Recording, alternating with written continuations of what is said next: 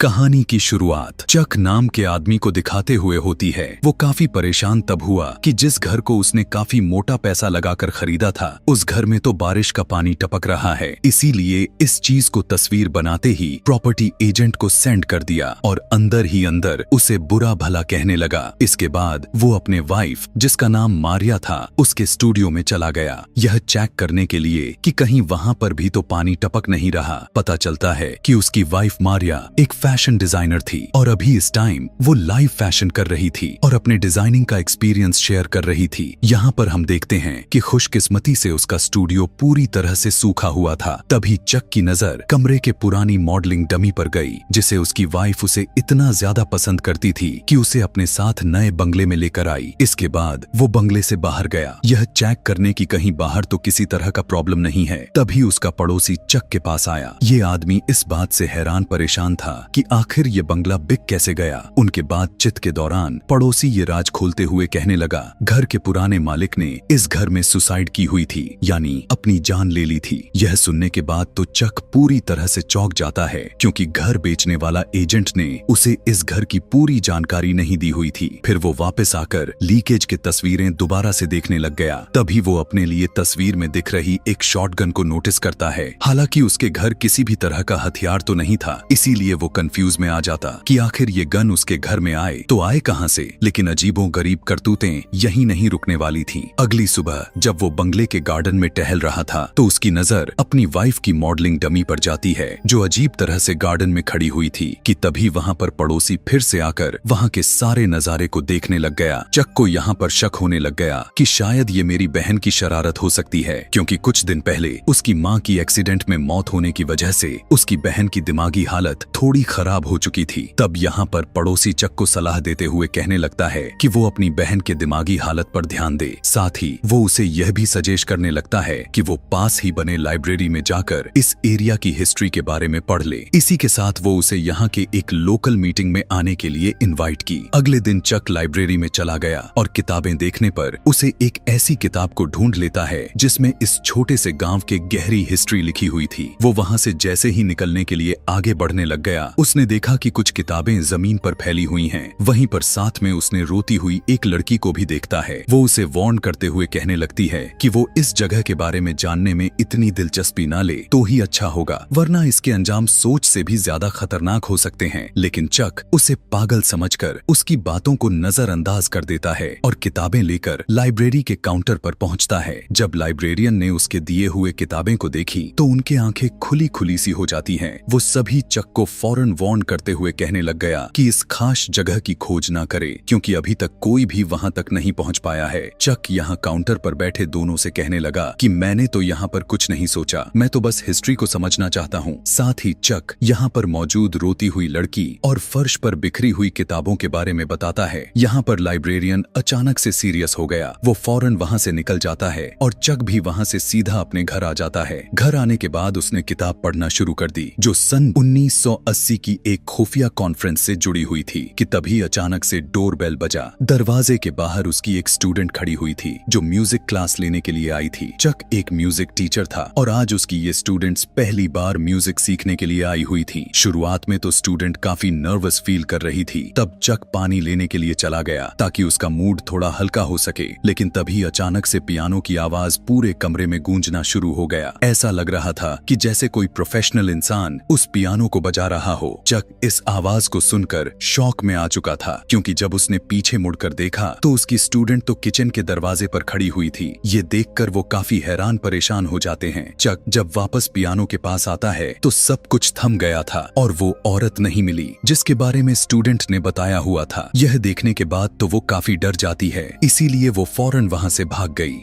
रात को चक अकेला था, क्योंकि उसकी वाइफ ऑफिस के लिए बाहर गई हुई थी। इसीलिए वो पड़ोसी के बताए हुए गार्डन क्लब की मीटिंग को अटेंड करने के लिए चला जाता है। देखने को मिलता है कि वहां एक बहुत ही क्रिटिकल टॉपिक पर डिस्कशन चल रही थी, जिसे आमतौर पर इस गांव के लोग बिल्कुल भी पसंद नहीं करते थे। मीटिंग में सिर्फ 6 लोग थे। चक नोटिस करता है कि यहाँ लाइब्रेरी में काम करने वाला भी आया हुआ है। वो लोग एक लड़की जिसका नाम हेलन फोस्टर था, उसके बारे में बात कर रही थी, जिसने हाल ही में सुसाइड करने करने की कोशिश की थी। लाइब्रेरियन बताता है कि मुझे यह सब सन 1980 में होने वाले उस एक्सीडेंट की तरह लग रहा है जब एक औरत हेलेन ने अपनी जानें ले ली थी। उसकी बेटी को स्कूल में लगातार परेशान किया जा रहा था। कोई भी वहाँ पर मौजूद उसकी मदद के लिए आगे नहीं आया। यही सब देखकर हेलेन ने अपने ही घर में खुद को गोली मारकर सुसाइड कर ली। उसके बाद से इस गांव में हर साल मिस्टीरियस तरह सुसाइड होती आ रही है। लोगों का मानना है कि यह सब हेलेन की आत्मा की वजह से हो रही है। उनका मानना था कि हेलेन का घर अब कोई भी नहीं ढूंढ पा रहा। जब तक उसका सच सामने नहीं आ जाता तब तक यह सिलसिला ऐसे ही चलता रहेगा। यहाँ से मीटिंग धीरे धीरे डरावनी की ओर बढ़ती जा रही थी, इसीलिए इसे खत्म करने का फैसला कर लिया गया। लेकिन जैसे ही चक बाहर आया, उसके पास वाले पुराने चर्च से किसी की हंसने की आवाज आई। वो घबराते हुए घर आया और अपने बहन इजाबेल के कमरे में जाता है। इजाबेल अभी भी अपनी माँ के गुजर जाने के गम से बाहर नहीं आई थी और वो अक्सर बुरे सपने देखती थी जिसमें उसे बार बार अपनी माँ ही दिखाई देती थी। जब भी उसके साथ ऐसा होता तो वो चक के पास आकर अपने बारे में बताती थी ताकि उसका मन हल्का हो जाए। शाम में इजाबेल का दोस्त उसके घर आया। इजाबेल से मिलने के लिए पता चलता है कि वो बचपन से इसी गांव में रहता था और उसे यहाँ के कई डरावनी कहानियों के बारे में जानकारी थी। उसने इजाबेल को हेलेन की कहानी काफी डिटेल में सुनाई। रात को जब इजाबेल सो रही थी तो उसके बाथरूम की लाइट अपने आप ही जल जाती है। वो उठकर लाइट बंद कर देती है, लेकिन थोड़ी देर बाद वो एक बार अपने आप से जल गई। उसे लगने लगा कि शायद स्विच खराब है, इसीलिए उसने बल्ब को उतारकर साइड वाले टेबल पर रख दी। लेकिन जैसे ही वो फिर से सोने की कोशिश करती है, उसके साथ कुछ बहुत ही अजीब होने लग जाता है। मिस्टीरियस चीजें रुकने का नाम ही नहीं ले रहा था। अगली सुबह जब इजाबेल की आंख खुली तो उसने देखा कि बाहर तो सूरज निकल आया है। पहले तो उसे लग रहा था कि जैसे कि ये कोई बुरा सपना था, लेकिन जब उसकी नजर अपने बेड की साइड टेबल पर रखी बल्ब पर पड़ी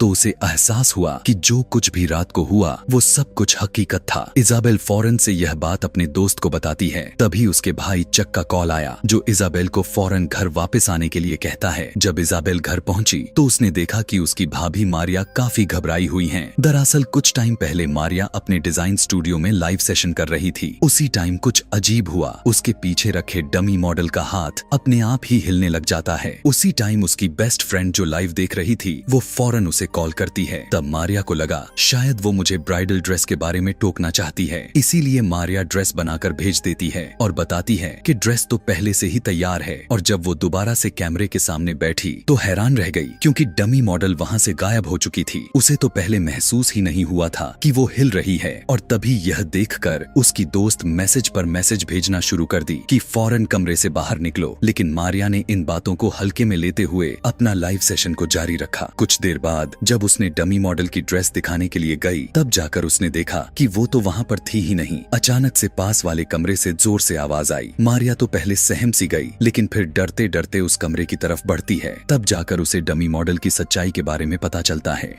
चक ने जब यह सब सुना तब वो बिना टाइम गवाए घर चला आता है और उन्होंने मिलकर डमी को आग लगाकर जला दिया। चक ने मारिया को बताया कि इस घर का पिछला मालिक यहाँ पर सुसाइड कर चुका है, तो हो सकता है कि यहाँ पर कुछ बुरी ताकत मौजूद हो। फैसला किया गया कि वे इस बंगले को छोड़ देंगे। इजाबेल को कहा जाता है कि वो अपने सारे के सारे सामानों को लेकर कॉलेज हॉस्टल में शिफ्ट हो जाए। तब यह सुनकर उनकी मदद करने के लिए इजाबेल का दोस्त भी आ गया। इसी दौरान उसके दोस्त की नजर दीवार पर लटकी हुई एक तस्वीर पर जाती है जिसमें इजाबेल और उसकी मॉम दोनों साथ में थी। उसने उसे एकदम से चौंका देने वाली बात बताई। उसने कहा कि इसमें तुम्हारी माँ वैसी तो बिल्कुल भी नहीं लगती जैसा तुमने बताई। तस्वीर तुम्हारी माँ और मौजूदगी में बिल्कुल अलग लग रही हैं। इजाबेल यह सुनने के बाद एकदम से चौंक गई। वो फौरन बताती है कि मेरी माँ तो कुछ महीने पहले ही एक एक्सीडेंट में गुजर चुकी हैं। यह सुनकर उसका दोस्त भी हैरान रह गया क्योंकि उसने कुछ टाइम पहले उसकी मॉम को घर में चलते हुए देखा था। इस उलझन को दोनों अभी सोच ही रहे थे कि नीचे किचन में बर्तन गिरने की आवाज आती हुई सुनाई देती है। घबराते हुए दोनों नीचे जैसे ही पहुंचे, लेकिन नीचे उतरते ही घर का माहौल एकदम से पूरी तरह बदल सा गया था। कमरे में ठंड कुछ ज्यादा ही हो गई थी कि तभी किसी की सिसकने की आवाज आती हुई सुनाई देती है। उसका दोस्त यह सब बर्दाश्त नहीं कर पाता और बहाना बनाते हुए बाहर चला जाता है। वो जैसे ही गया, इजाबेल को किसी की हल्का सा उसकी नाम पुकारने की आवाज सुनाई देती है। डरते डरते उसने पीछे मुड़कर जब देखा तो कुछ भी नजर नहीं आया। पाया कि तभी वहाँ पर अचानक से मारिया आ गई और उसे रोकने लग गई। लेकिन इजाबेल कहती है कि मैं इस हिस्ट्री के बारे में पता लगाकर ही रहूंगी। फिर दोनों घबराए हुए अपने अपने कमरों में भाग जाती हैं। थोड़ी देर बाद मारिया के कमरे से चीखने की आवाज आई। इजाबेल भागकर उसकी तरफ गई। दरवाजा अपने आप धीरे धीरे खुल रहा था। मारिया बुरी तरह से डर चुकी थी। वो रोते हुए इजाबेल के कमरे में आ जाती है। उसके चेहरे पर खौफ था और नाक से खून बह रहा होता है, लेकिन उसे कुछ भी होश हवास नहीं था कि आखिर ये उसके साथ क्या हो रहा है। जब माहौल कुछ शांत हुआ तो इजाबेल का दोस्त वापस लौट आ जाता है। उसके हाथ में पुराना नक्शा था। उसने यह बताया कि 1923 में प्लानर का किताब और शहर में मौजूदा नक्शे को मिलाकर मैं बहुत ही पुराने जगह का सही पता खोज कर निकाल ली है। उस जगह का नाम 825 फॉरेस्ट रोड, जो इस मूवी का नाम भी दिया गया है। चक अब तय कर लिया था कि वो उस इंसान से खुद जाकर बात करेगा जिसने उसकी वाइफ के साथ धोखा किया। इजाबेल भी उसके साथ जाने के लिए जिद करती है कि तभी बाहर एक एजेंट आ जाती है जो कि एक एड शूट के लिए मदद मांगने आई हुई थी। लेकिन चक को तो उस जरूरी काम के लिए फौरन बाहर जाना था। मारिया, जिसकी हालत पहले से अब नॉर्मल हो चुकी थी, इसीलिए वो एजेंट की मदद के लिए रुक जाती है। यहाँ पर इजाबेल को कुछ गलत लग रही थी, इसीलिए उसने अपने दोस्त को मारिया के साथ रुकने को कहा। जबकि चक और इजाबेल उस पुराने एड्रेस की तरफ निकल पड़ते हैं, यानी 825 फॉरेस्ट रोड। रास्ते में जाते हुए चक ने कहा कि अगर ये वही घर निकला तो मैं इस घर को आग लगा दूंगा। जबकि इधर मारिया एड शूट में एजेंट की मदद कर रही थी, लेकिन अचानक से एजेंट बहुत ही अजीब सी कोई अनजान जुबान में बोलने लग गई। दूसरी तरफ चक और इजाबेल एक घने जंगल से गुजरने लग गए। एक खंडर घर उन्हें दिखाई दी। खिड़की तोड़कर वो अंदर आ गए और कोई नंबर जैसे निशान को ढूंढने लग गए। इजाबेल धीरे धीरे ऊपर वाले फ्लोर पर आई और देखती है कि ये तो घर बिल्कुल चक के घर ही जैसा है। तभी अचानक से किसी की परछाई उसके पीछे से गुजरती है। इसी टाइम पर मारिया, जो घर पर थी, वो अचानक से 1980 वाली पुरानी बात करने लग गई। वो कहने लगती है कि मेरी बेटी को स्कूल में बुरी तरह से तंग किया गया था। उसने कई बार लोगों से मदद मांगी, लेकिन किसी ने हाथ नहीं बढ़ाया। असल में उस औरत की आत्मा जिसने सुसाइड किया था, यानी कि हेलेन, वो पूरी तरह मारिया के बॉडी में आ चुकी थी। दूसरी तरफ जमीन के नीचे एक लकड़ी का बॉक्स मिलता है। उसमें बहुत सारे लेटर्स भरे पड़े थे जो स्कूल के लिए लिखे गए थे। यह एक ही औरत के हाथ से लिखे होते हैं, लेकिन सब वापस लौट कर आ गई थी। उसके घर का पता भी खत पर लिखा हुआ है। चक को एहसास होता है कि पहले वाले घर का एड्रेस, यानी कि उस औरत का घर, और इस घर का एड्रेस, यानी कि 825 फॉरेस्ट रोड, एक ही जगह पर हैं। और यही वजह है कि आत्मा इस घर में आती है, यानी ये घर कभी उसका ही हुआ करता था। यह जानने के बाद जब चक डरता हुआ इजाबेल को लेने के लिए ऊपर गया, क्योंकि उन्हें यहाँ से अब फौरन निकलना था, लेकिन चक एक ही जगह पर चुपचाप खड़ी हुई थी। उधर इजाबेल के दोस्त को भी यकीन हो गया था कि मारिया में कुछ अजीब हो रहा है। उसने जानबूझकर उसकी बेटी का नाम पूछा। अचानक मारिया जोर से चीखने लग गई और पागलों की तरह हंसने लग जाती है। कुछ टाइम के बाद सब कुछ शांत हो गया था। इजाबेल के दोस्त को लगा कि शायद आत्मा अब जा चुकी है। उधर इजाबेल को एक इनविजिबल ना नजर आने वाले हाथ ने उसके कंधों को मजबूती से पकड़ लिया था। जब चक ने देखा तो भागकर उसकी तरफ बढ़ा। उसने जल्दी से इजाबेल को बचाने की कोशिश की। अचानक किसी कोई न दिखने वाले ताकत ने दोनों को एक पुराने कमरे के अंदर खींच लिया। हमें पता चलता है कि उस औरत का आत्मा, यानी हेलेन की आत्मा, इजाबेल और चक को भी अपना शिकार बनाकर मार डाला था। ऐसा वो टाउन के लोगों से बदला लेने के लिए कर रही थी, क्योंकि उस टाइम टाउन वालों ने उसकी और उसकी बेटी की कोई मदद नहीं की थी। चाहे जो कोई भी अगर उस टाउन में आता है, उसकी मौत पक्की होती है। हेलेन अलग अलग तरीकों से खेलकर उनकी जान ले लेती है। ऐसा वो तब तक करती रहेगी जब तक उसकी मिस्ट्री सॉल्व नहीं हो जाती और उसकी आत्मा को शांति नहीं मिल जाता। और इसी रहस्यमय के साथ भी यह मूवी यहीं पर खत्म हो जाती है।